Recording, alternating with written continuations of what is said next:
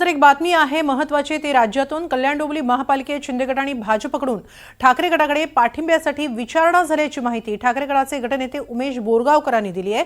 तसंच शिंदे गट किंवा भाजपकडून सत्तेत सहभागी होण्याबाबत सन्मानजनक प्रस्ताव आला तर सत्तेत सहभागी होण्याबाबत विचार केला जाईल असंही बोरगावकरांनी म्हटलंय। त्यामुळे राजकीय वर्तुळात एकच खळबळ उडाली आहे। एवढंच नव्हे तर शिंदे गटाकडून प्रस्ताव आल्यास वरिष्ठ पातळीवर निर्णय घेतला जाईल असंही त्यांनी स्पष्ट केलंय।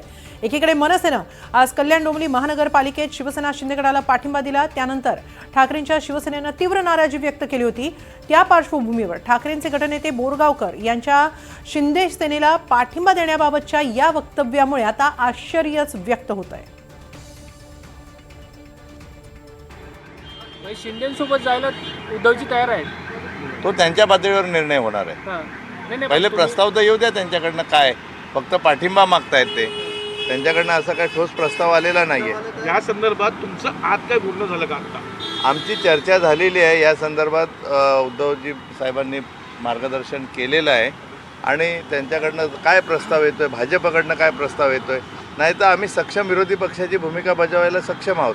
नाही सर, एक थेट प्रश्न आहे, तुम्ही फक्त सन्मानजनक म्हणताय, जर सन्मानजनक तोडगा तुम्हाला मिळाला शिंदेकडून तर तुम्ही सोबत जायला तयार आहात? येऊ तर द्या ना, येऊ तर द्या ना, आलेला नाहीये ना, येऊ तर द्या। तर तुम्ही शिंदे नक्की विचार करू ना, त्याच्यावरती वरिष्ठ पातळीवर निर्णय होईल ना।